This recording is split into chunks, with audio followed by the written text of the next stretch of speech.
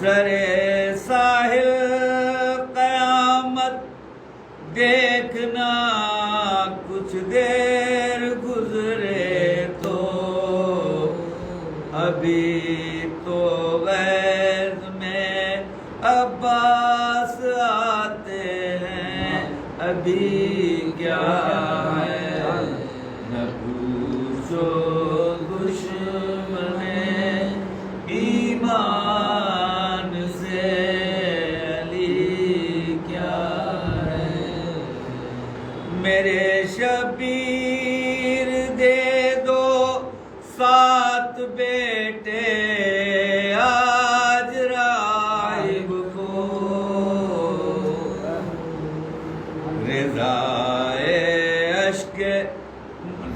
رضائے رشک مالک ہو تمہیں مولا کمی کیا ہے نہ پوچھو دشمن ایمان سے علی کیا ہے علی نے ایک شب ہجرت میں خود پیغمبری کی ہے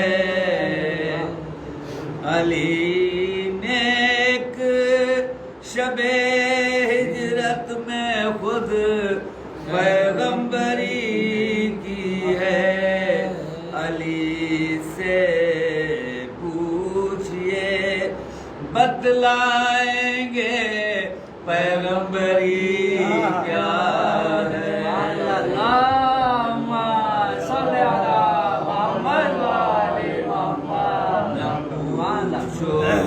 دشمن ایمان سے علی کیا ہے دوزخ کا انگارہ یہ فردوس کا مالک وہ ہے دوزخ کا انگارہ یہ فردوس کے مالک یزید شام کیا ہے اور فرزند نبی کیا ہے نہ پوچھو دشمن ایمان سے علی کیا ہے علی سے تاب قائم سلسلہ ہے نور کا قائم وہ 12 منزلیں ہیں نور کی 12 دری کیا ہے نہ پوچھو دشمن ایمان سے علی کیا ہے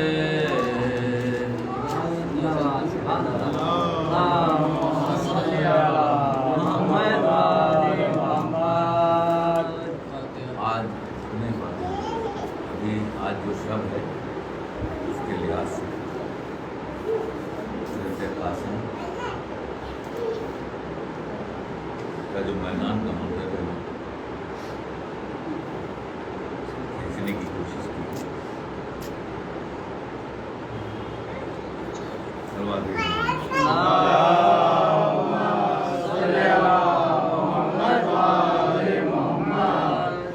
قاسم جو گرے گھوڑے سے تھا موت کا پہرا اور خون میں ڈوبا ہوا وہ چاند سا چہرہ چھلیتا بدن تیروں سے ہر زخم تھا گہرا سر سے باہا بن گیا ایک پریوں کا صحرا اس طرح کے ٹکڑے کوئی لاشا نہیں دیکھا، اس شان کا کوئی کبھی دھولا نہیں دیکھا۔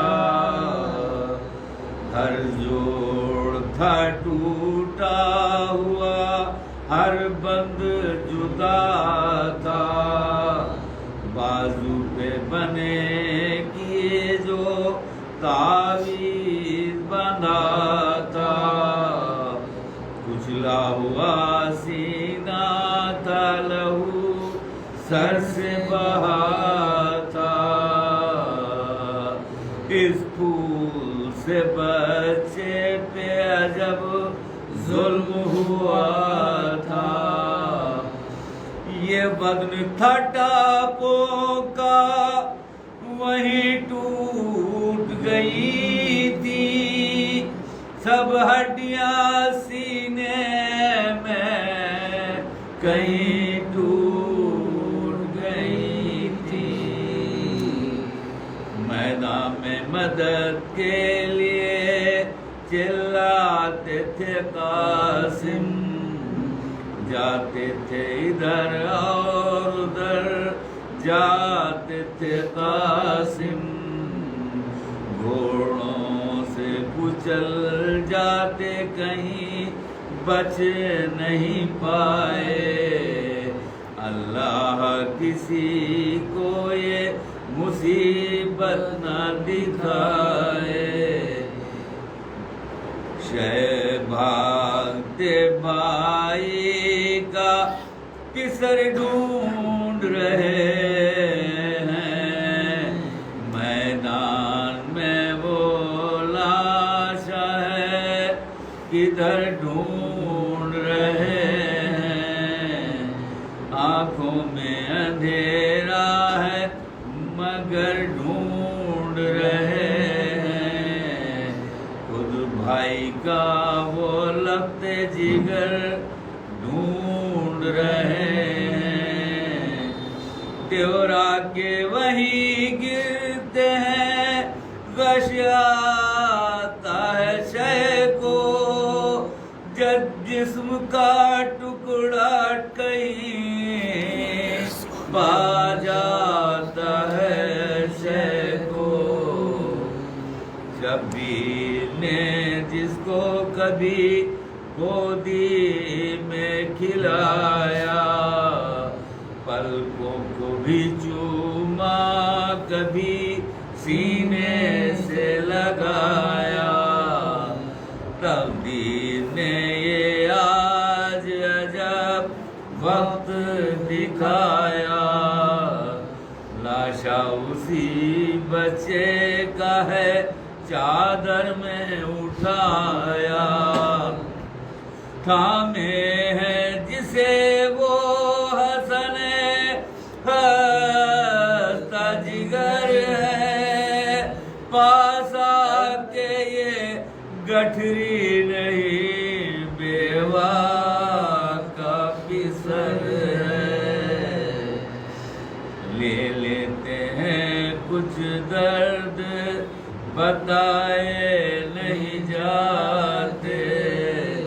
سہ لیتے ہیں کچھ درد بتائے نہیں جاتے، لاشیں کبھی حصوں میں اٹھائے نہیں جاتے، ہر شوق رو اپنی بچھائے نہیں جاتے، ٹکڑے کبھی قاسم کے اٹھائے نہیں جاتے، چادر کو چھپائے ہوئے عباس کھڑے ہیں، اکبر تھے سرانے کے وہیں پاس کھڑے ہیں، کیا حال ہے لاشے کا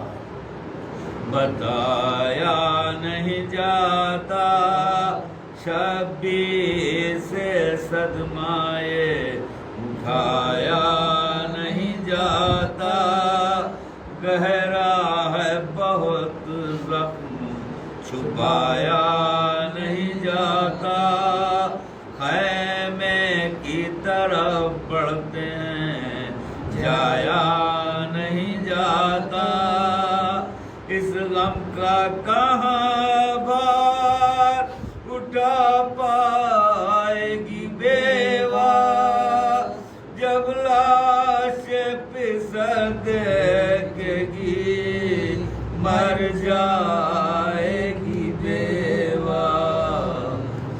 दिल अपना संभाला कभी चादर को संभाला, खैमे की तरफ चलने लगे सैयदे वाला,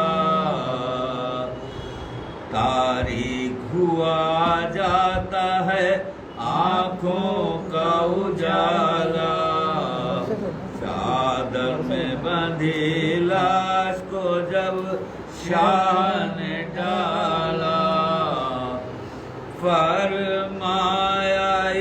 फरवा ने ये पूछा कि कहाँ लाल मेरा है, दिल हिलता है बतलाएं कि गठरी में क्या है, गठरी जो खुले हश्र बपा हो गया हर सू, टुकड़े का बदन खून में लिथड़े हुए गेसू, टापों के निशान सीने में और आंखों में आंसू, कहने लगा आहिस्ता से ज़हरा का वो महरू, ये देखिए जो एक तने सदपाश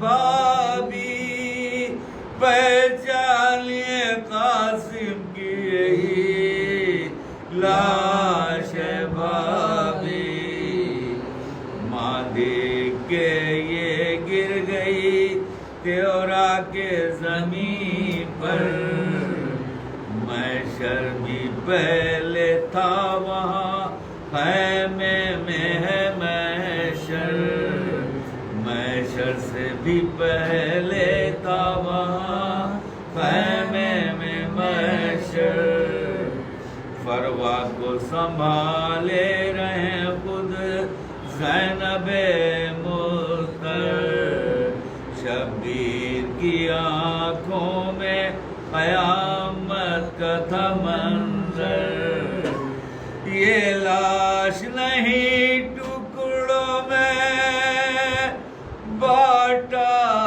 हुआ तन है, शब्बीर कले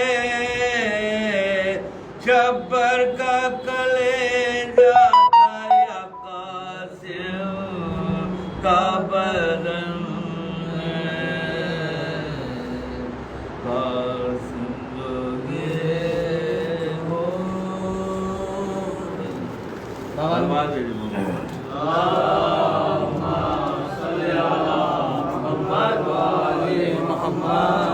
बागाज बुलंद सलवात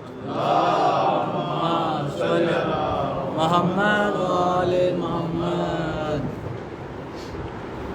अल्लाह सल्ली अला मोहम्मद वाले मोहम्मद वज्जल,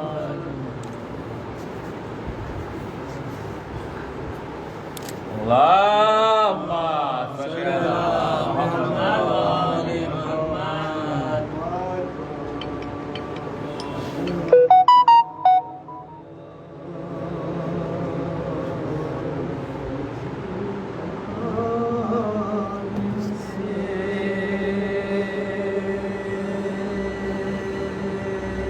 जिस घड़ी आई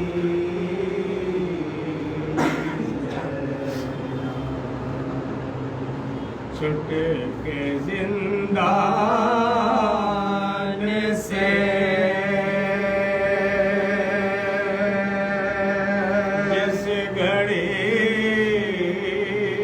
آئی زینب اس گھڑی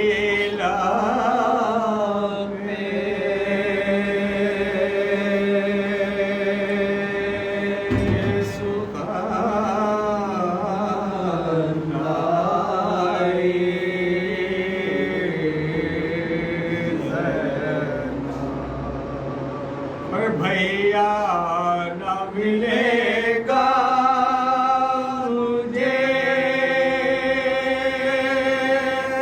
تجھ سا بھائی ڈھونڈے گی اگر ساری خدا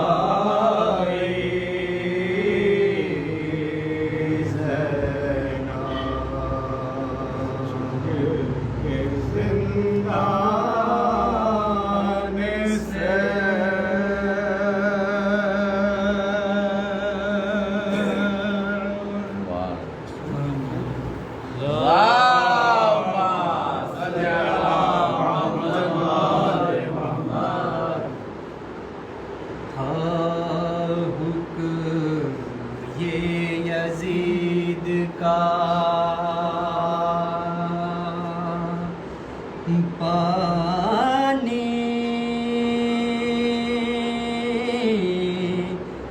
بشر پیے تھا حکم یہ یزید کا پانی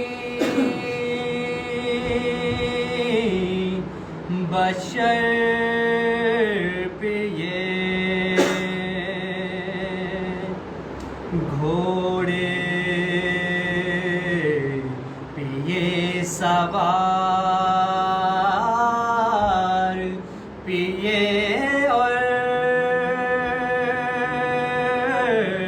شتر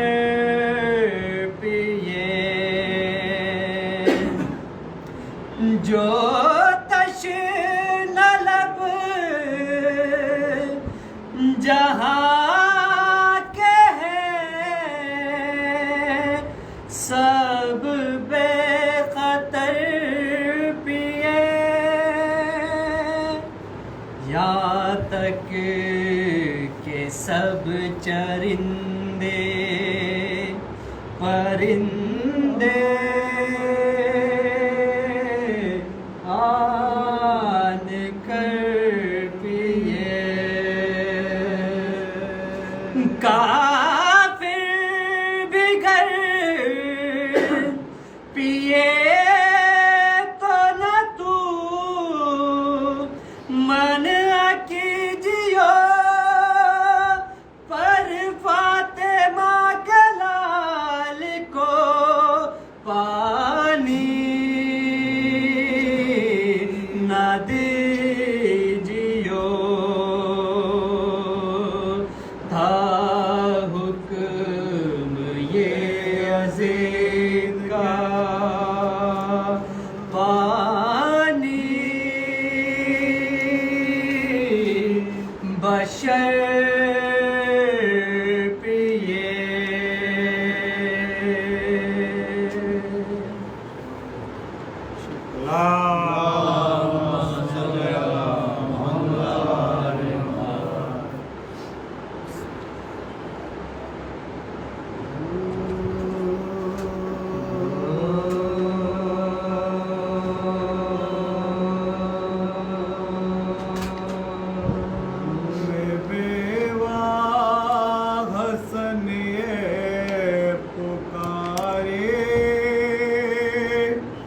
میرے کا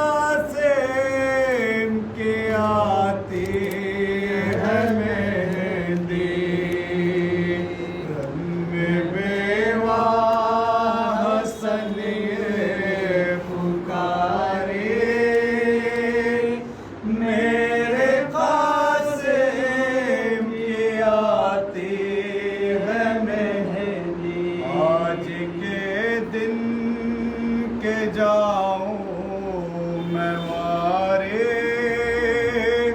میرے قاسم کے آتے ہیں مہندی رن میں بیوہ حسنی پکارے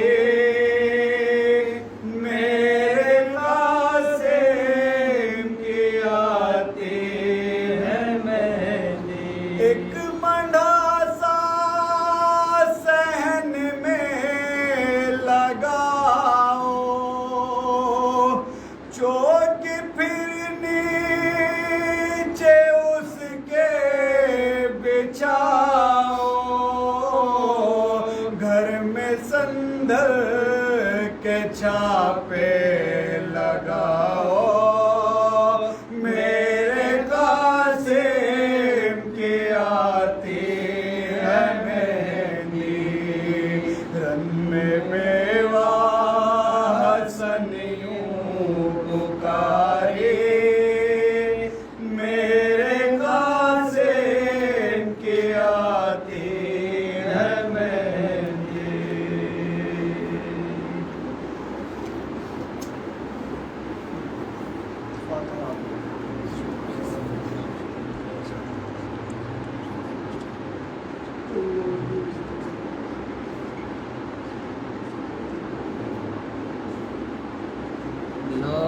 اللهم صل على محمد وآل محمد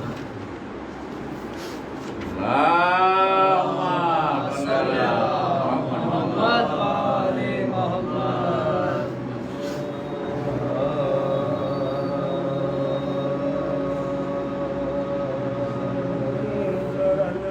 قاسم گل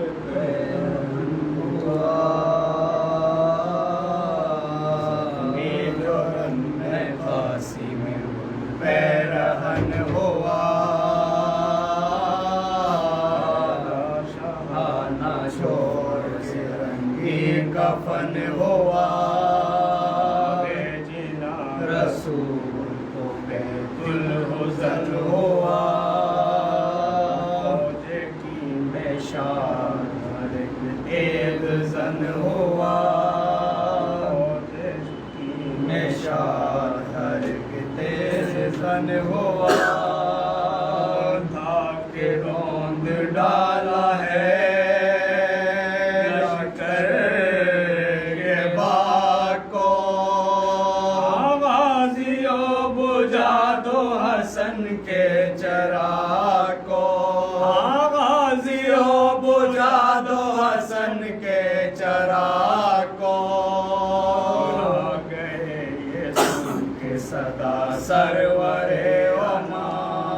عباس نام برسی اس دم کیا کلا بھائی جنگ ہو چکی قصہ ہوا تمام سوئے یتیم حسن موت کا پیام سوئے یتیم حسن موت کا پیام شکل مصطفیٰ کو بلا لو پکار کے مانگو دعا سروں سے امام میں اتار کے مانگو دعا سروں سے امام میں اتار کے قبلہ روح سلطان کائنات درگاہ کبریا میں دعا کی اٹھا کے ہاتھ خالق زمین و زمان رب پاک ذات ظالموں کے ہاتھ سے قاسم کو دے نجات ظالموں کے ہاتھ سے قاسم کو دے نجات حافظ جہاں ہے کریم الرحیم ہے جانا بچاؤ سے کہ یہ بچا یتیم ہے جانا بچاؤ سے کہ یہ بچا یتیم ہے سب کے منہ سے کہ ہے حسن کے لال نے اٹھ کے کھول دیے اپنے سر کے بال سینے میں ہل گیا دل بانو خوش کے ساتھ لائی ماں گزر گیا کیا میرا نونہار لائی ماں گزر گیا کیا میرا نونہار اور عابد کا تب سے گرم ہے بدن سرد ہو گیا قاسم کے چھوٹے بھائی کا منہ زرد ہو گیا قاسم کے چھوٹے بھائی کا منہ زرد ہو گیا مصروف یہ دعا میں تھے سب اور وہاں پہ پھر گرا سپاہ میں چودھری کا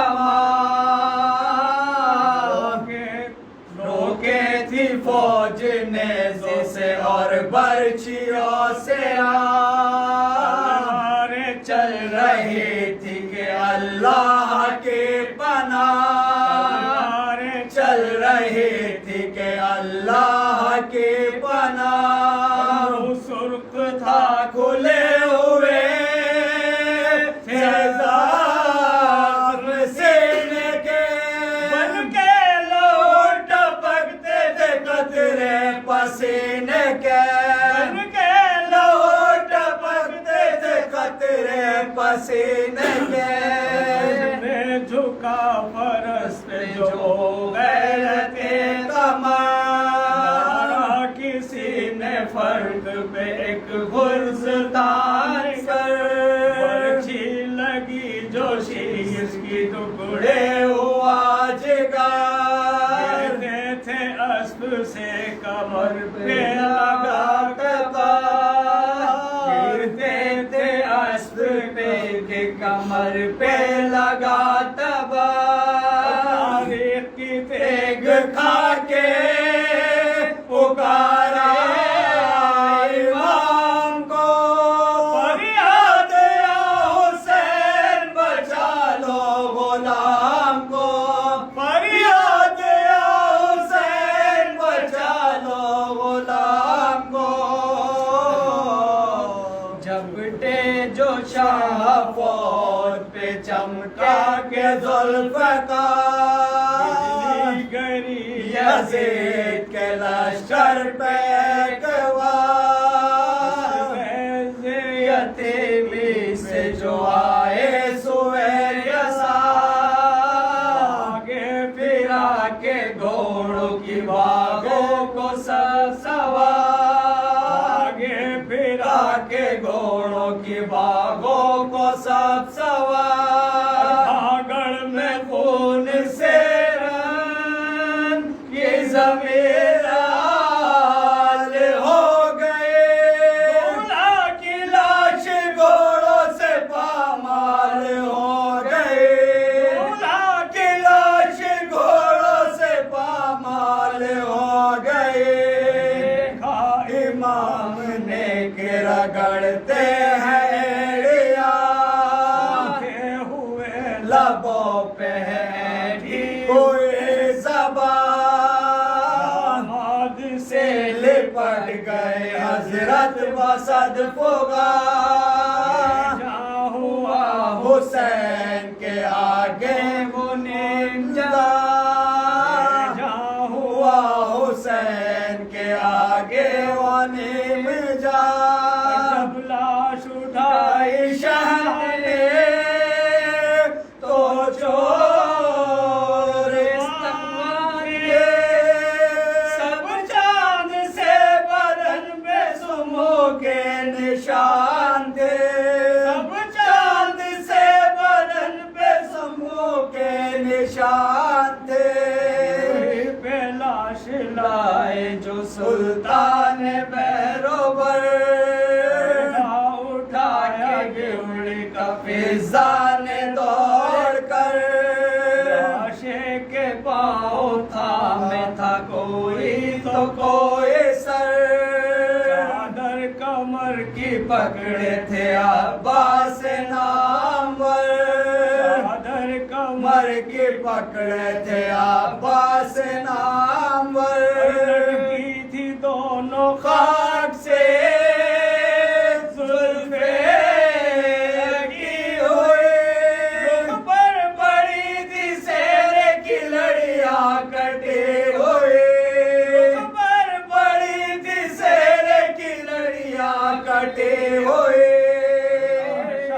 ادھر سے لائے شہنشاہ کربلا ادھر سے پیر ناموس مصطفیٰ ساتھی آگے آگے ننگے صدر نہ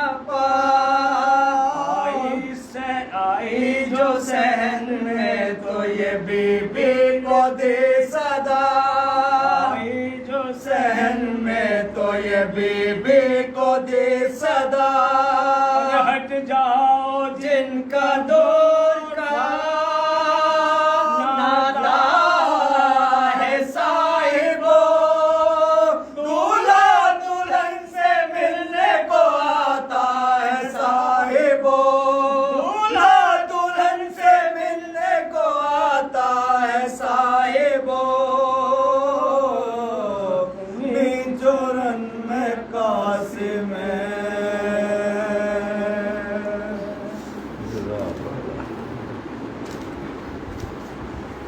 اللهم صل على آواز بلند صلوات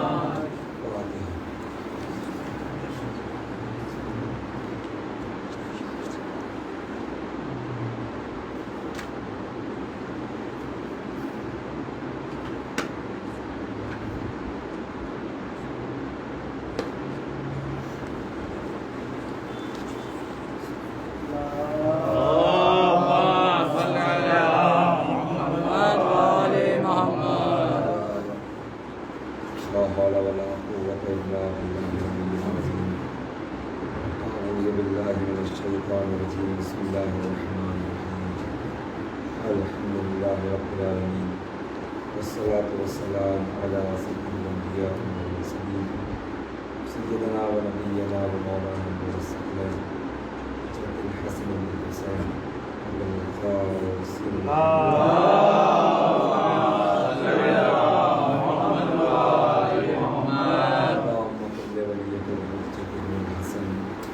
صلواتك عليه وعلى آبائه في هذه الساعة وفي كل الساعة وليا وحافظا وقائدا وناصرا ودليلا وعينا حتى تسكنه ورزقك طوعا وتمتعه فيها قليلا اللهم صل على محمد وعلى محمد أهل البيت الطيبين الطاهرين المعصومين ولعنة الله على أعدائهم أجمعين أما بعد قال سبحانه وتعالى في القرآن المجيد بسم الله الرحمن الرحيم يا أيها النبي جاهد الكفار والمنافقين واغلظ عليهم مأواهم جهنم وبئس المصير صلى اللهم صل على محمد وعلى محمد سورہ تحریم کی آیت نمبر 9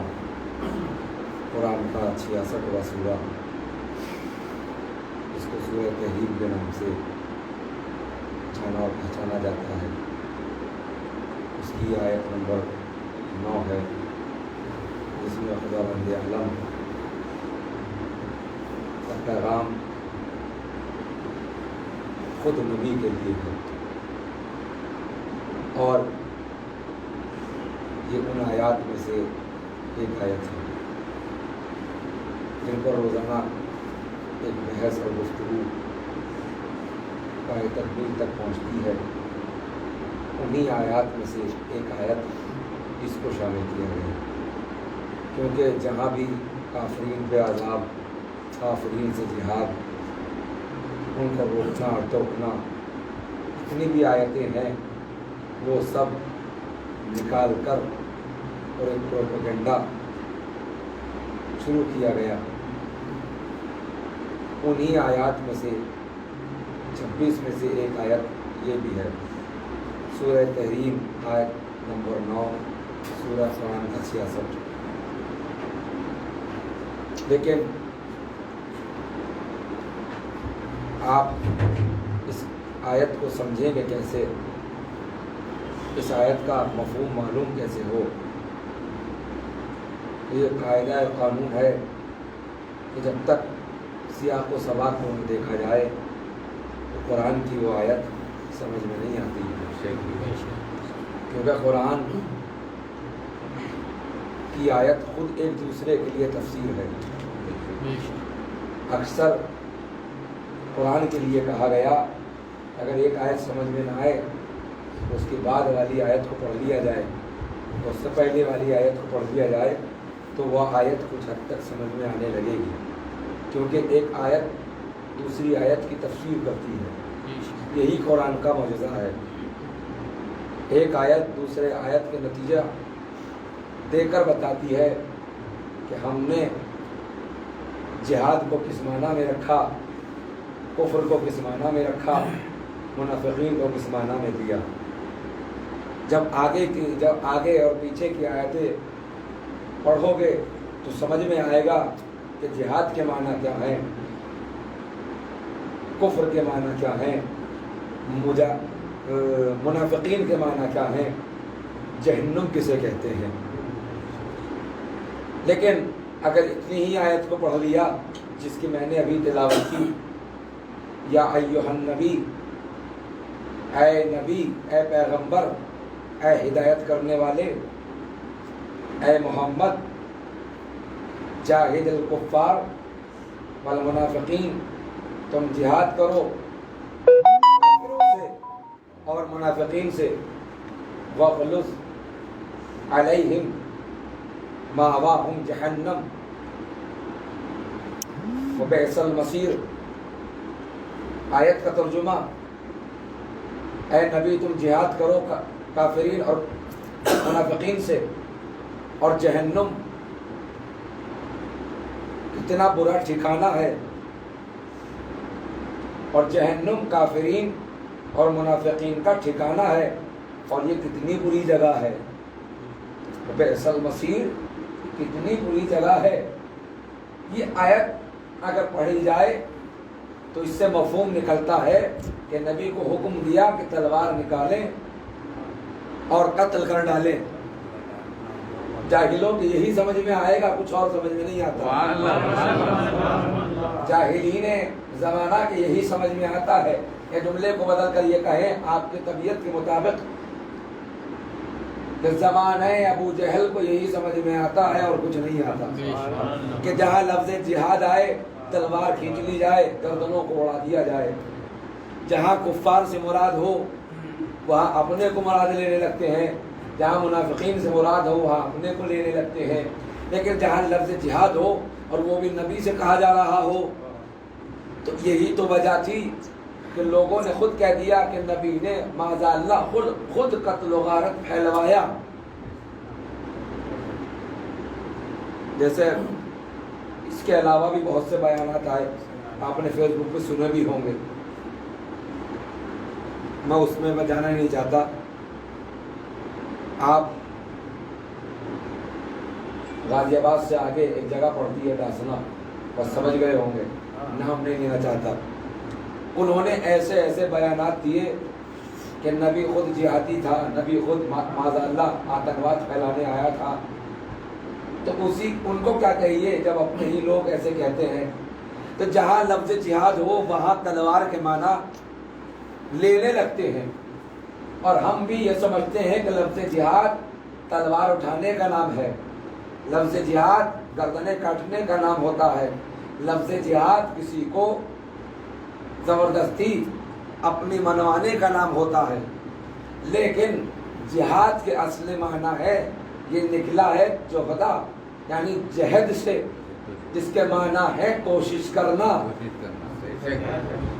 جس کے معنی ہے کوشش کا کرنا، جس کے معنی ہے صحیح کرنا، یعنی جس کے معنی ہے محنت کرنا، جس کے معنی ہے ٹرائی کرنا، کوشش کرنا۔ اور ایک معنی اور دے دے، شاید کہ نئے ہو، ٹرائی اگین، دوبارہ کوشش کرو۔ ایک سال بعد بڑے محمد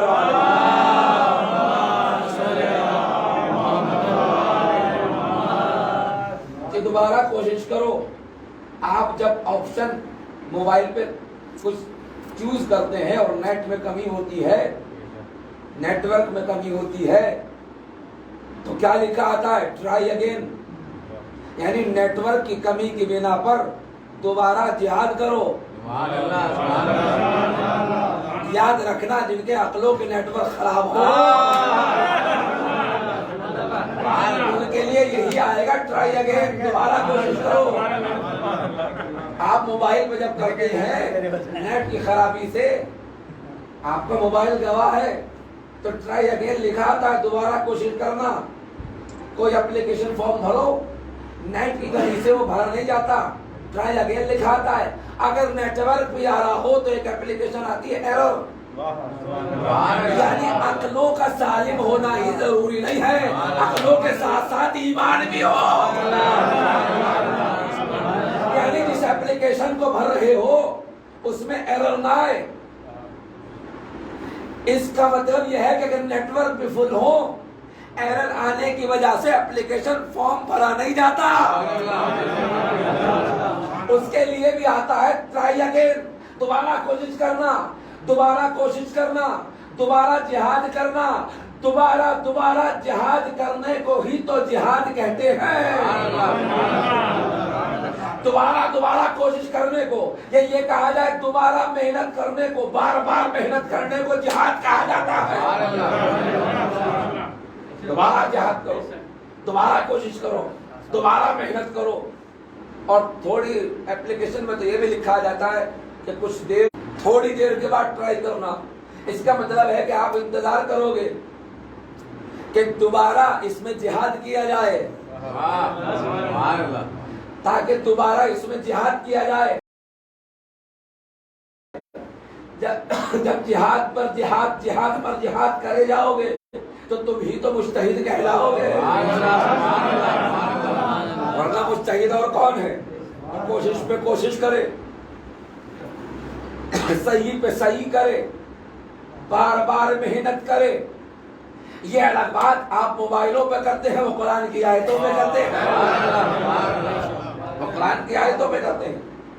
اب یہاں نبی کو کہا جا رہا ہے کیونکہ نبی سے بڑا نہ کوئی مجتہد تھا، نہ ہوگا، نہ فقیہ تھا، نہ ہوگا۔ اے نبی جہاد کرو جن سے، کفار سے، منافقین سے۔ اب اس آیت کو لے لیا اور جہاد کے معنی یہاں تلوار لگا لی۔ اب ان سے پوچھا جائے یہ معنی تم نکال کے کہاں سے لائے ہو کہ تلوار کھینچنا جہاد ہے، یہ نکال کے کہاں سے لائے ہو؟ یہ تلوار چلانا جہاد کہلاتا ہے؟ نہیں، میں نے پھر کہا سیاق و سباق کو اگر پڑھ لیا جائے تو اور آسان ہو جاتا ہے آیت کو سمجھنے میں، جبکہ اتنی بات میں نے کہی ہے آیت سمجھ میں آ گئی ہوگی، لیکن سیاق و سباق کو اگر پڑھ لیا جائے تو آیت کو سمجھنے میں اور آسانی ہو جاتی ہے۔ یہ آیت نمبر 9 ہے سورہ تحریم کی، 66 کے سورہ کی آیت نمبر 9، 7، 8 اس کے اوپر اور اس کے بعد 10 اور 11، 2 آیتیں اوپر 2 آیتیں نیچے، یہ نبی بیچ میں۔ ان سے پہلی جو آیتیں ہیں 7، 8، اس کا مفہوم کیا ہے؟ مفہوم بتا دیتا ہوں۔ آیتیں دونوں وسیع ہیں، 7 بھی اور 8 بھی بڑی ہے۔ مفہوم 7 اور 8 آیت کا کیا ہے؟ مختصراً طور پر 7 اور 8 آیت کا ایک ہی مفہوم ہے، مگر میں آپ کو ایک ساتھ بتا دیتا ہوں۔ 6، 7، 8 3 آیتیں ایک ساتھ بتا دیتا ہوں۔ 6 سے لے کے 8 تک مفہوم قرآن کیا ہے؟ سورہ تحریم کی آیت نمبر 6 سے لے کے 8 تک خدا کہتا ہے اے ایمان لانے والو یا ایھا الذین آمنو، اے ایمان لانے والو اپنے آپ کو اور اپنی اولاد کو جہنم کی آگ سے بچاؤ۔ اے ایمان لانے والو اپنے آپ کو اور اپنی اولاد کو جہنم کی آگ سے بچانا کہ جس کا ایندھن آدمی بھی بنیں گے اور پتھر بھی، جس کا ایندھن آدمی بھی ہوں گے اور پتھر بھی قرار دیا گیا۔ اس آگ سے، اس جہنم سے مومنین سے کہا گیا اپنے آپ کو بچاؤ، اپنے خاندان کو بچاؤ۔ تو یہاں کون سی بری بات ہے؟ ہمارے یہاں جہنم کہا جاتا ہے اور آپ کے یہاں کیا کہا جاتا ہے؟ نرک۔ تو جہنم ہو، نرک کیا کہتے ہیں؟ پوچھئے کہ جس میں آگ کا کنواں ہو، آگ جلتی ہو، یہی جواب ملے گا۔ جہاں برے آدمی جاتے ہو اسے نرک کہتے ہیں۔ یہاں قرآن میں بھی اللہ یہی کہہ رہا ہے۔ تو بھیا مجھے بتاؤ تمہارے دماغ سے الگ بات کہاں ہے؟ وہی جو آپ کہہ رہے ہو وہی قرآن کہہ رہا، وہی تو قرآن کہہ رہا ہے اے ایمان لانے والو اپنے کو بچاؤ اور اپنے ساتھ ساتھ اپنے خاندان کو بچاؤ۔ کس سے؟ نرک سے، جہنم سے۔ اس جہنم سے کہ جس پہ فرشتے کھڑے، یہ بھی آیت کا حصہ ہے اسی آیت کا، اس جہنم سے کہ جس پہ فرشتے کھڑے ہیں جن کا دل بڑا سخت ہے۔ سخت سے مراد کیا ہے؟ فرشتہ سخت نہیں ہوتا، اللہ کا حکم ہے اس کے علاوہ کچھ نہیں کرتے۔ جو حکم پروردگار ہوگا وہی کریں گے، یہ نہیں کہ آپ پیروں میں پڑ جاؤ تو جنت میں پہنچا جائیں گے۔ یعنی ان کا مزاج حکم الہی کے مطابق ہے، تمہاری خواہشات کے مطابق نہیں ہوگا۔ اس معنی میں ان کا دل سخت ہے، حکم الہی کے اطاعت کے مطابق وہ وہاں کھڑے ہیں۔ کہاں پر؟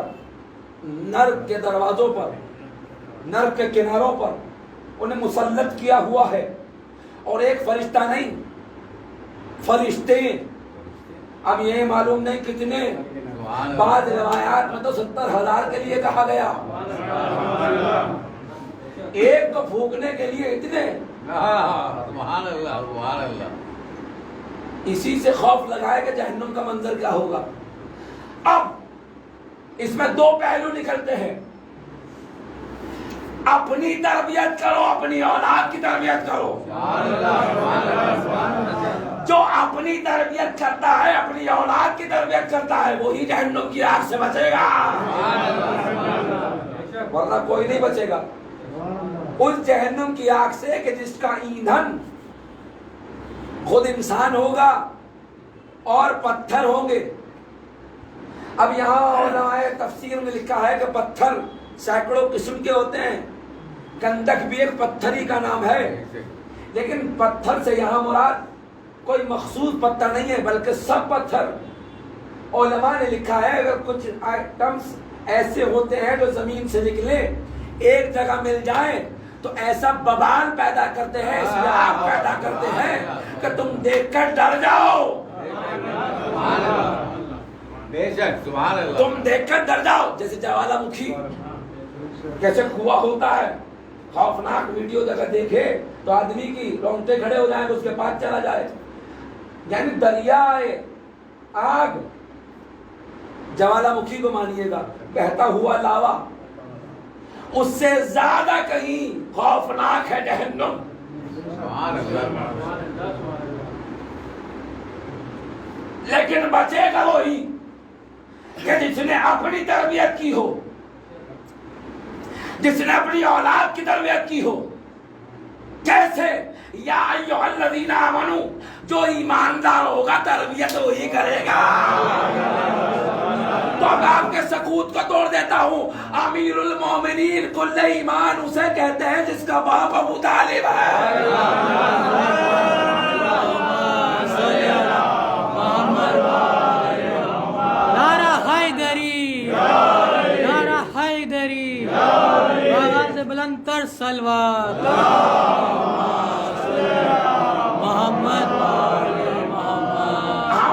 اپنے بیٹے کو اپنے بچوں کو تربیت کر کے ایمان تک نہ لائے، ابو طالب وہ ہے جو اپنے بیٹے کو کل ایمان بنا دے، بیٹے کو کل ایمان پر بنا فائز کر دے، ان کا نام ابو طالب۔ تو یہاں تربیتی پہلو ہے صاحبان ایمان کے لیے، ذمہ داریاں ہیں کہ اپنی اور اپنے اولاد کی تربیت کریں اور جہنم کی آگ سے بچائیں کہ جس کا ایندھن انسان اور پتھر ہوں گے، اور اس پہ فرشتے معمور کر دیے گئے اللہ کے حکم سے۔ پھر آگے کی آیت یہ بھی سن لیجیے گا۔ اب اللہ کہہ رہا ہے کفار جب نتیجہ تمہیں اعمال کا دیا جائے گا تو تمہارا عذر نہیں چلے گا، تمہارا کوئی بہانہ ایکسکیوز نہیں چلے گا کہ ہم تو یہ کرنے آئے تھے یہ ہم سے ہو گیا، کوئی بہانہ اس وقت نہیں چلے گا۔ اللہ کہے گا ہم نے تو تمہیں واضح کر کر بتایا تھا، تم ہی گمراہ رہے تو ہم کیا کریں، اب کوئی بہانہ نہیں چلے گا۔ اس کے بعد یہ آیت آئی جو میں نے ابھی تلاوت کی، یہ مختصر سا موضوع، مختصر سی آیات کا موضوع میں نے سمیٹ کے رکھ دیا 3 آیات کا۔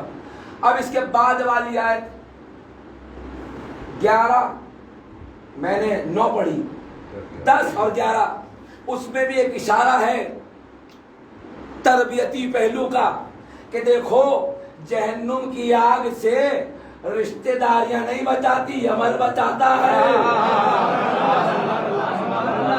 جہنم کی آگ سے تعلقات نہیں بچاتے، ایمان بچاتا ہے۔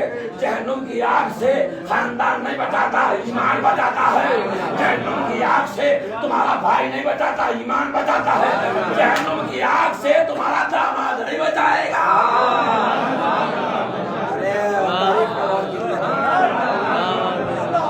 ارے رسول کس کے داماد تھے؟ تمہارا ہوش و سنے بچ نہیں پاؤ گے۔ تو یاد رکھنا جو بھی سسرا بننے والا ہے اپنا داماد کا ایمان لانا، میں ایمان لانا۔ ایک طرح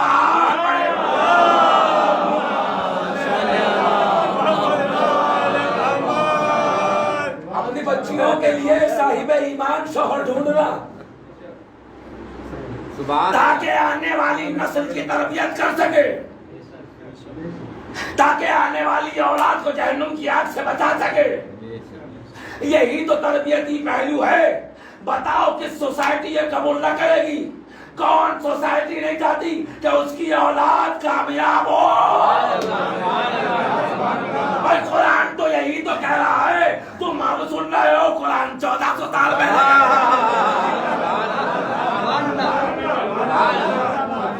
تم اب کامیابیاں چلا رہے ہو، تم اب اپنی اولاد کو بڑے بڑے اسکولوں میں بھیج رہے ہو کامیاب ہو جائے۔ اللہ تو اب سنیے گا، میں روک دیتا ہوں بات اس لیے تاکہ طبیعت اور آمادہ ہو جائے اس جملے کو سننے کے لیے، اس جملے کو سننے کے لیے۔ تم نے اپنے بچوں کو اعلیٰ تعلیم سے آراستہ کرایا اور تم سمجھتے رہے تربیت بہت اچھی ہو گئی۔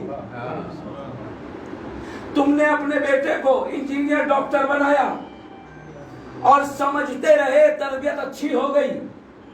تمہارے بچوں اور بچیوں نے لاکھوں نوکریوں سے کمائے، تم سمجھنے لگے سکسیسنس ہمارے نصیب میں آ گئی، لیکن دنیا کی فکر ناقص ہے۔ خدا جو سوچتا ہے وہ بہتر ہے، تمہاری فکر ناقص ہے۔ آؤ قرآن سے پوچھیں تربیت کسے کہتے ہیں؟ کیا اعلیٰ تعلیم دلانا تربیت ہے؟ کیا پیسے کا زیادہ کمانا سکسیسنس ہے؟ کیا اولاد کو بہترین اسکول میں بھیجنا سکسیسنس ہے؟ یہ آپ کی فکر ہے جسے آپ بہترین تربیت سمجھتے ہو۔ قرآن کہتا ہے ہم ولادت سے پہلے تربیت کرا دیں۔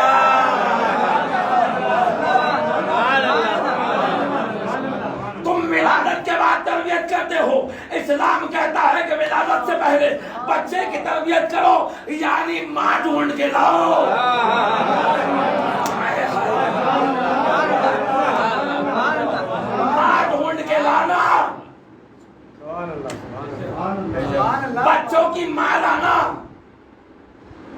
خواہشات پہ مبنی صحرا نہ سجانا. قرآن کیا کہہ رہا؟ ماں ڈھونڈ کے لانا بے شک تاکہ وہ آمادہ ہو ولادت سے پہلے. ولادت سے پہلے اگر تربیت ہونے لگے، سبحان اللہ جملہ آپ کی نظر سن لو، ولادت سے پہلے اگر تربیت ہو تو بچہ نہیں ہوتا، مولود کعبہ ہوتا. مولود کعبہ. سیرت پڑھیں فاطمہ بنت اسد کی.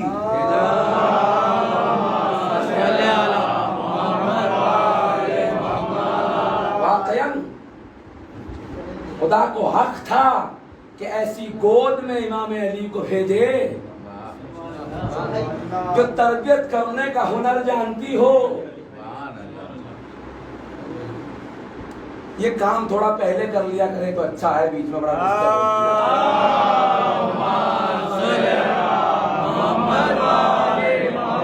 ویسے ہی کم ہوتا ہے. یہ کام پہلے ہو جائے تو بہت اچھا رہتا ہے، بیچ میں بات رک جاتی ہے تو معاملہ خراب ہو جاتا ہے. آواز بلند صلوات.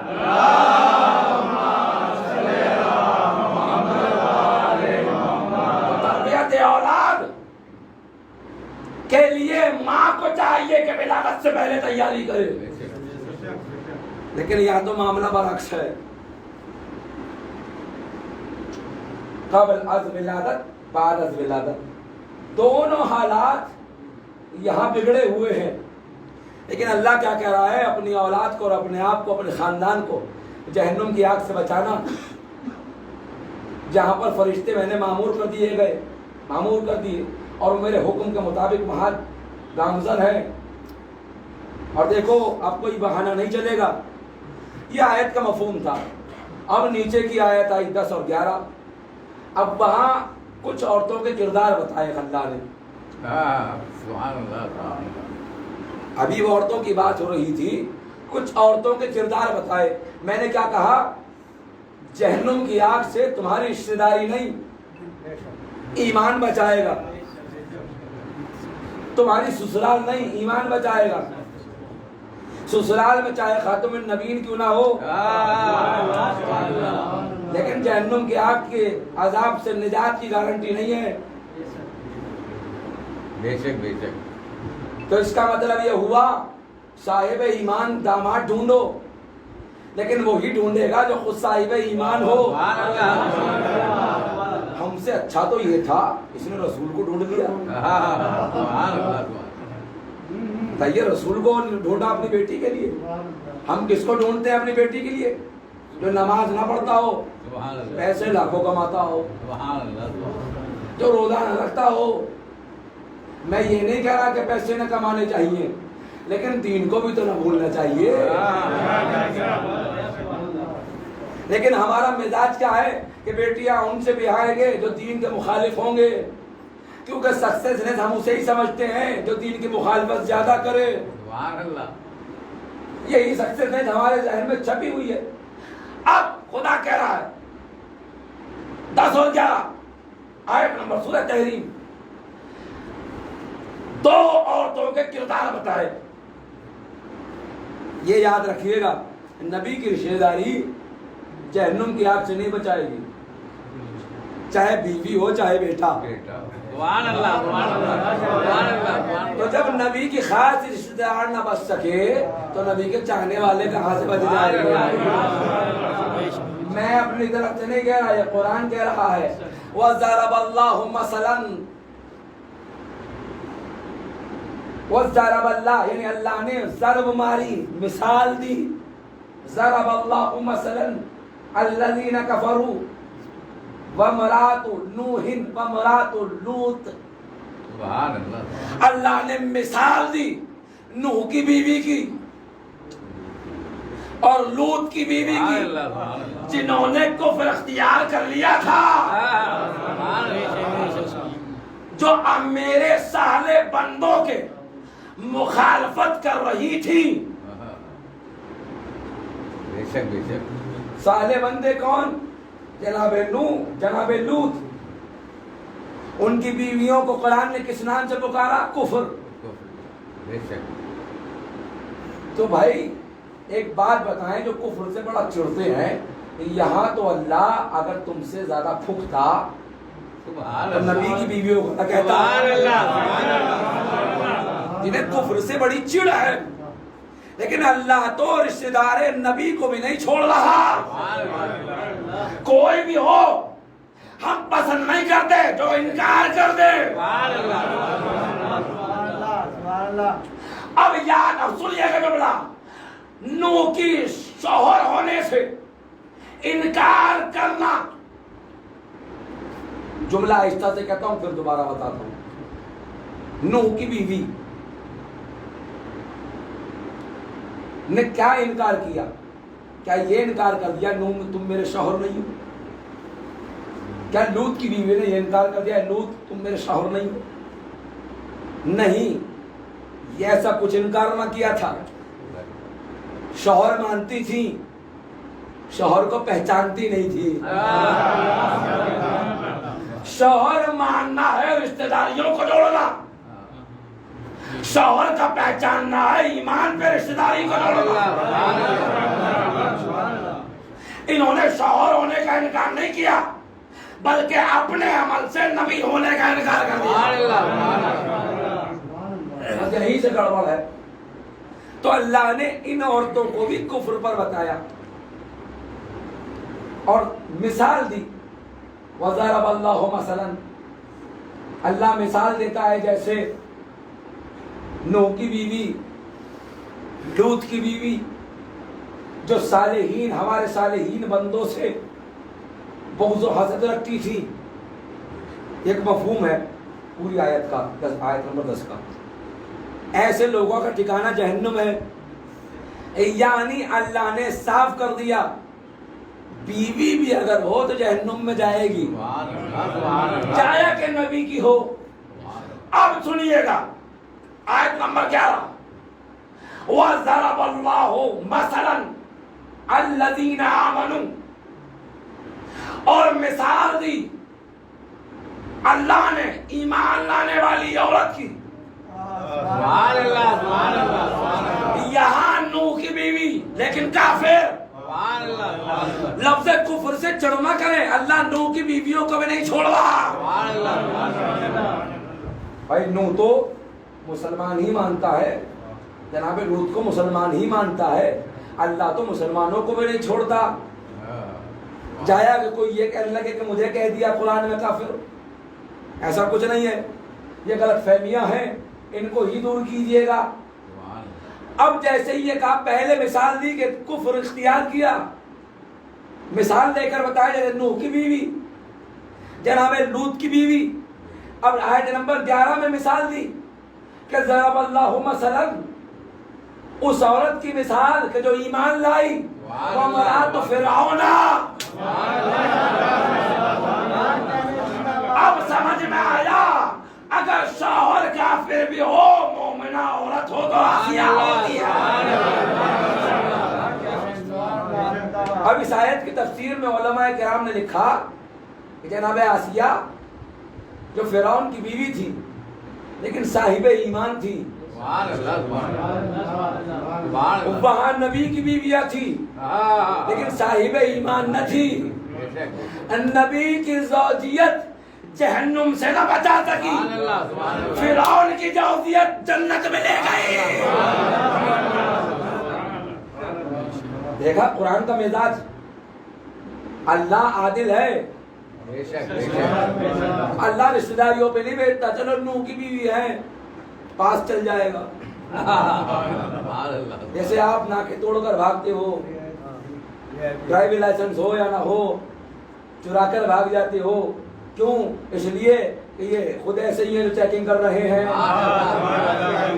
لیکن اس کی چیکنگ میں عدل ہے، وہ بہترین طریقے سے چیک کرتا ہے، اور چیک کرنے کی ضرورت بھی نہیں ہے اسے تو سب معلوم ہے کون کیسی پہچان لے کے آ رہا ہے، نقلی آدھار کارڈ ہے یا اصلی آدھار کارڈ، بلیک میں بنوایا یا وائٹ میں بنوایا، یہ کیسے لے کے آیا، اور آج کل تو آدھار کارڈ پہ بھی ایسے لگتا ہے فوٹو جیسے مرحوم ہو. یہ دنیا کا روش ہے. لیکن وہاں اللہ جب پوچھے گا, بہت سے کو پوچھے گا بھی نہیں, وہ اعتراض کریں گے تو ان کے سوالات کے جواب بھی دے دے گا. اسے دینے کی ضرورت بھی نہیں ہے کیونکہ قادر مطلق ہے, عظیم ہے, اکبر ہے. تمہارے اعضاء و جوارح ہی بولیں گے, تمہارے ہاتھ پیر بھی بولنے اٹھیں گے. ہر جگہ گواہی دے گی کہ جہاں گناہ کیا ہوگا. اب وہ نوح کی بیوی, لوط کی بیوی کفر میں قرار پائی, ادھر فرعون کی بیوی مومنہ قرار پائی ایمان لانے والوں پر. تفسیر میں لکھا ہے کہ جب جناب موسیٰ نے فرعون کے دربار میں آیات الہی کا مظاہرہ کیا, بھائی آیات الہی موسیٰ کے پاس کیا تھی, برہان الہی موسیٰ کے پاس کیا تھا, عصا اور ید بیضا. عصا یعنی لاٹھی, ید بیضا یعنی وہ نور جو موسیٰ کے ہاتھ میں تھا. وہ نور نہیں تھا, وہ آئندہ نسل نبی کا نور تھا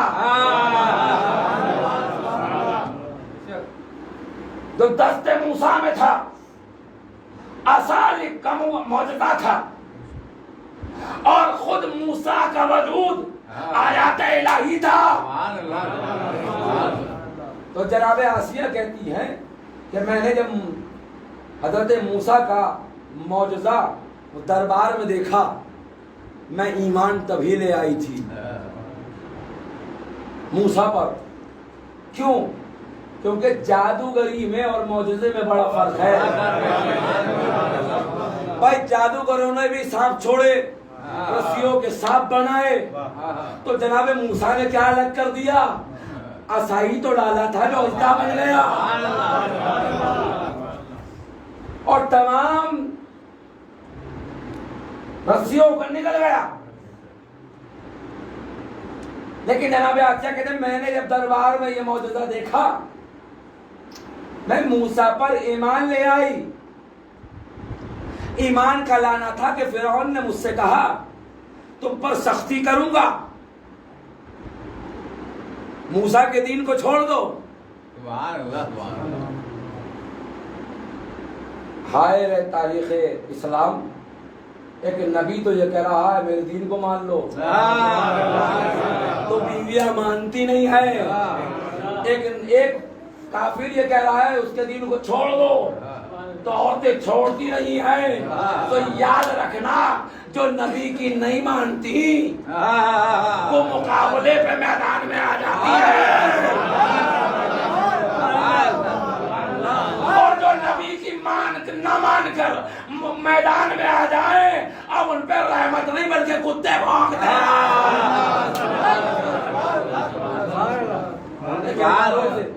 آگاہیت نجس جانور کراتا ہے, جبکہ انہوں نے یہ بھی کہا یہ رسول کی علامت ہے. اور مجھے سنا ہے میں نے کہ فلاں جگہ پر جب کتے بھونکنے لگے تو وہاں سے خبردار ہونا, پوری تاریخ ہے, نہج البلاغہ میں بھی ہے. لیکن جو ساتھ میں تھا اس نے کیا کہا, ساتھ میں کون تھا, مروان, کیا کہا, ارے یہ تو ایسی بھونکنے کی تو عادت ہے, کتا بغیر وجہ نہیں بھونکتا, یا تو چور پہ بھونکتا ہے. آپ نکل جائیں کتا نہیں بھونکے گا, وہی ایک پوری حالت میں کوڑا لے جا رہا ہو وہ جانتا ہے جو پوری حالت میں ہو اسی پہ بھونکنا چاہیے.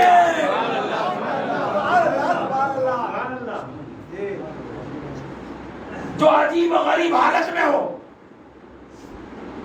اس پہ بھونکنا چاہیے. تو جو نبی کی نہ مانے وہ میدان میں آ جاتا ہے. اب یہاں پر جناب آسیہ نے کہا جب میں نے جناب موسیٰ کا معجزہ دیکھا تو میں نے ایمان لے کر آ گئی, اور جب ایمان لے آئی تو فرعون نے کہا موسیٰ کے دین کو چھوڑ دے ورنہ سختی برتوں گا. جناب آسیہ نے انکار کر دیا, نہ مانی. اس نے پھر سمجھایا, نہ مانی. اس نے حکم دے دیا آخر میں آسیہ کے جسم میں میخ گاڑ کر اور ان کے سینے پر بھاری وزنی پتھر رکھ دو۔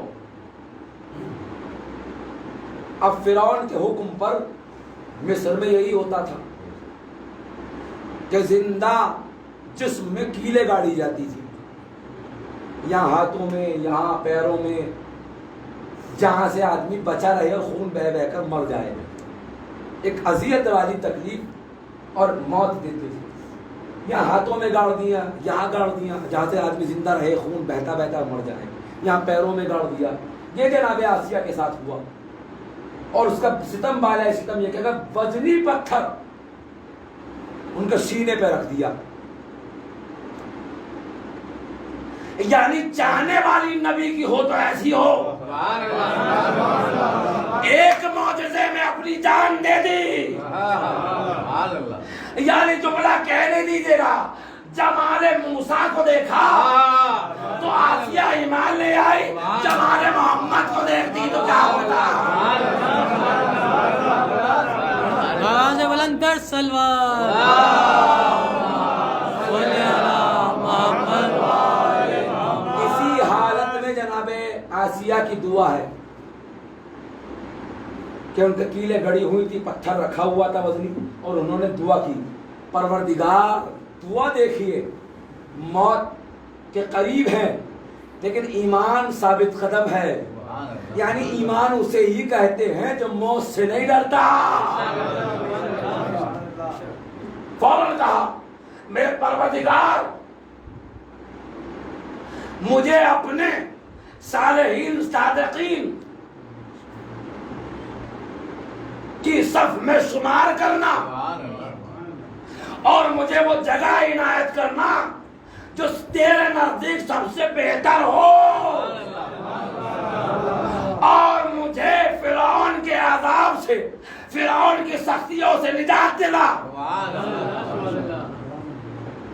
یہ کہنے کے بعد علماء نے لکھا کہ آج تک اللہ نے یا اماموں نے جس بیوی کی بھی مثال دی ان میں آسیہ ضرور آتی ہے، جناب مریم ضرور آتی ہے، جناب آسیہ کی مثال دی جاتی ہے۔ کیوں؟ جناب آسیہ نے موسیٰ پر، موسیٰ کے دین پر ایمان لا کر اپنے ایمان کو بچا کر بتایا اگر انجام خیر پہ ہو تو مومن وہی ہے، اگر انجام خیر پر ہو تو وہی مومن ہے۔ اب یہ آیت سیاق و سباق سمجھ میں آ گئی۔ اب یہ آیت، آیت نمبر 9، بہت جلدی ختم کر رہا ہوں بس۔ اب آیت نمبر 9، وہاں قرآن میں اللہ کیا کہہ رہا ہے، اب سیاق و سباق سے سمجھ میں آ گیا اللہ نے کسی پہ تنبیہ تھوڑی کی ہے، نبی کی بیویوں کو کہہ دیا، وہیں فرعون جو تمہارے ہی مزاج کا تھا، جو فرعونیوں مزاج کا فرعون تھا، جو آج بھی فرعون ہے، ان کی بیوی کو اگر اللہ چاہتا تو شوہر کی وجہ سے نہ بخشتا، اعلیٰ مقام نہ دیتا، لیکن عدل پر خدا چلتا ہے، بے عدل و انصاف نہیں چلتا۔ ادھر نبی کی بیویوں کو کفر پر بتایا، ادھر فرعون کی بیوی کو ایمان پر بتایا، یعنی اللہ نے بتا دیا جگہ کے خراب ہونے سے ایمان نہیں جانا چاہیے۔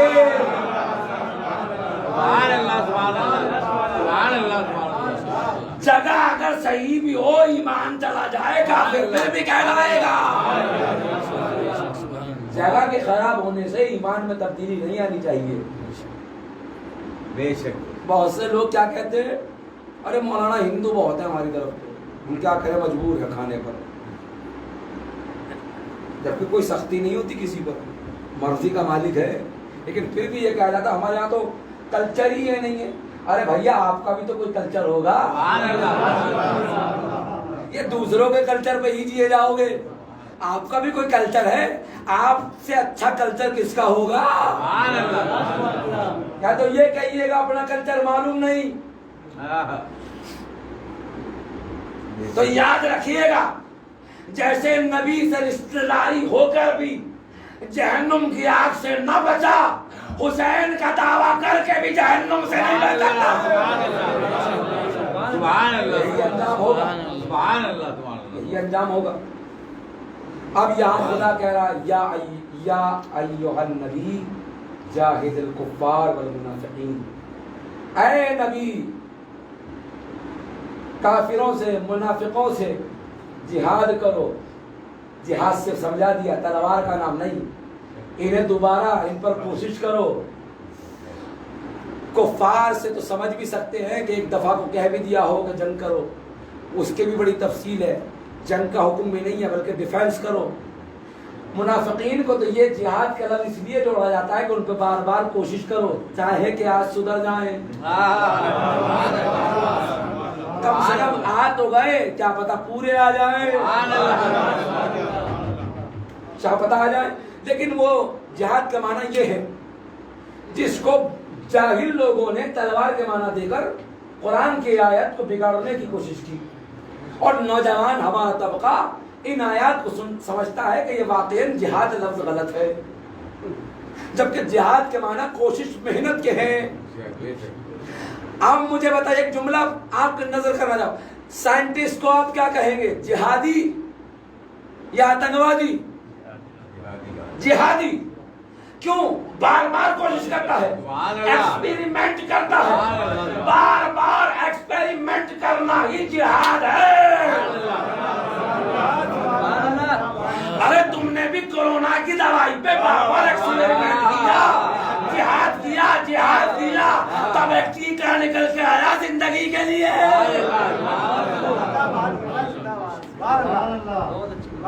تو یاد رکھنا، اللہ نے یہاں تلوار کا جہادی نہیں، کردار کا جہادی بتایا۔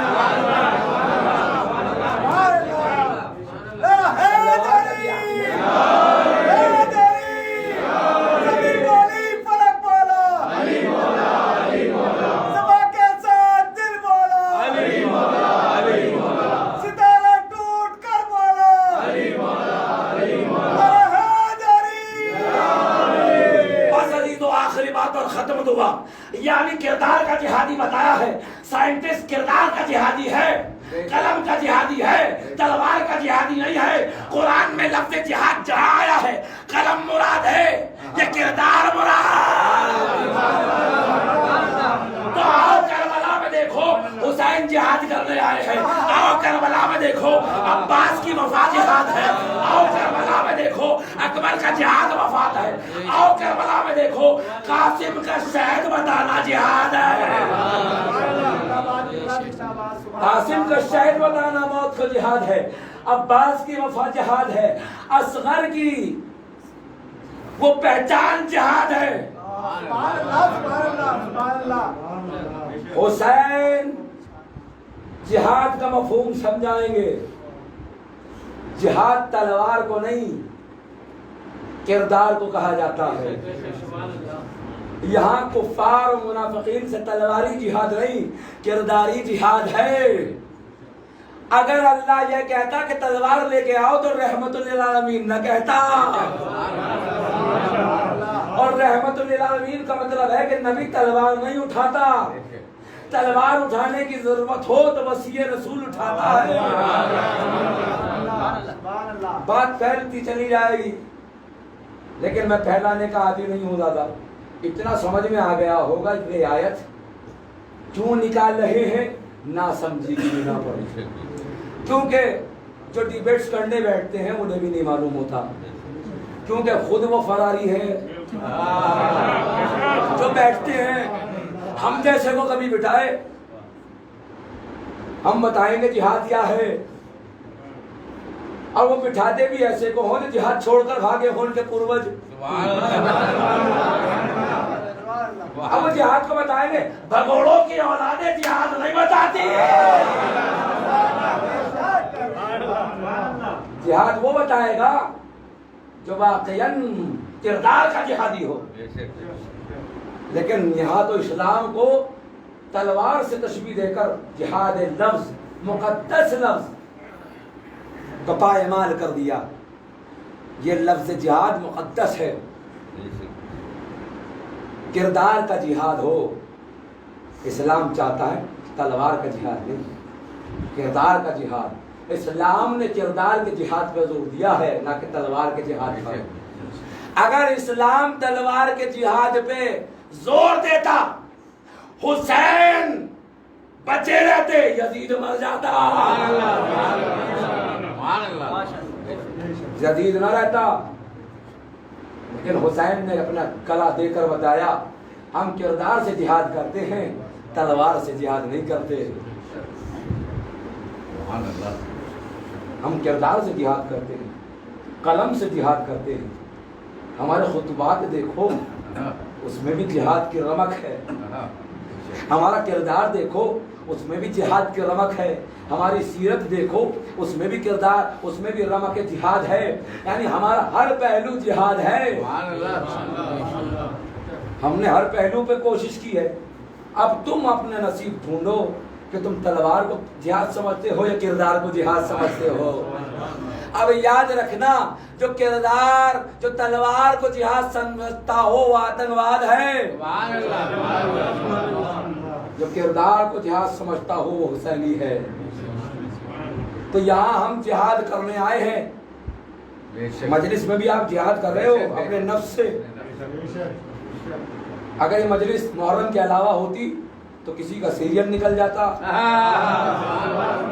کسی کی مووی نکل جاتی، کسی کی نیوز نکل جاتی، کسی کی پارٹی اور شادی نکل جاتی، کسی کا ڈی جے پارٹی نکل جاتی. لیکن یاد رکھیے گا، جو مجالس میں آ کر کچھ وقت گزارے وہ تلوار کا جہاد نہیں کرتا، کردار کا جہاد کرتا ہے. کردار کا جہاد کرتا ہے. تو یہ عمل کا میدان ہے جہاں کردار کے جہاد سے اپنے نفس سے جنگ کر رہی ہے، نہ کہ دوسرے سے. اسلام اسے ہی جہاد کہتا ہے. لیکن اس کے معنی اور مفاہیم نہ اپنوں نے سمجھے اور نہ غیروں نے تو کیا سمجھا ہوگا. یہی وجہ ہے کہ قرآن کی آیات جو زندگی اسلام ہو، قرآن کی آیات جو زندگی انسان ہو، قرآن کی آیات جو زندگی کائنات ہو، قرآن کی آیات جو دو عالم کے لیے زندگی ہو، اسے نکالنے کے لیے کہہ دیا خارج کر دو. اس کا مطلب یہ ہے کہ آپ انسانیت سے خارج ہو چکے ہو. جو ان آیات کا مفہوم نہیں سمجھتے، لیکن سمجھے گا کون؟ جس نے کوششیں کی ہوں. قرآن بھی بغیر جہاد سمجھ میں نہیں آتا. قرآن جہاد سے سمجھ میں آتا ہے، فرار سے سمجھ میں نہیں آتا. فرار سے سمجھ میں نہیں آتا. جہاد کرے قرآن، اسے ہی مجتہد کہا جاتا ہے. جو علم میں جہاد کرے اسے مجتہد کہتے ہیں. وہ فتویٰ دینے کے لائق بن جاتا ہے. جو علم میں جہاد کرے، علم فقہ میں جہاد کرے، علم کلام میں جہاد کرے، علم عرفان میں جہاد کرے، یہ سب جہاد علم کے میدان ہے. علم میں جہاد کرو. لیکن مسلمان نے بھی غلط سمجھا اور غیروں نے بھی غلط سمجھا. انہوں نے تلوار اٹھا لی، میدان میں آ گئے، یہ جہاد ہے. اور ہمارے والوں نے میرا سمجھا، وہ بھی یہ سمجھتے رہے تلوار کا نام جہاد ہے، بلکہ جہاد اصل ہے علم کے میدان میں. ہم اسی سے پیچھے ہیں، اسی سے ہم پیچھے ہیں. ہم علم کے میدان میں جہاد نہ کبھی کرتے ہیں، نہ اپنے بچوں کو کبھی کرنے دیتے ہیں. علمی میدان میں ہمارا جہاد ختم ہے اور ہم جہاد میں لڑے جاتے ہیں. جہاد اصل لفظ ہے علم کے لیے، بس ختم. یہ بات صرف جہاد علم کے لیے ہونا چاہیے. اگر اس میں ہمارے شیعہ حضرات کوشش کرتے کہ علم میں جہاد کرتے تو واقعاً آج پوری دنیا ان کا سنتی. لیکن ہم نے جہاد نہ کیا. ایسے ہی کربلا میں اکٹھا ہوئے جنہوں نے مقدس لفظ جہاد کو آتنکواد بنا دیا اور بانی جہاد نفس کو قتل کر ڈالا. وہ ذات حسین تھی جس کے نفس کو اللہ نے مطمئنہ کہہ کر آواز دی. جناب ابراہیم کو بھی قلب کے اطمینان کے لیے اللہ سے کچھ دلیل مانگی تھی.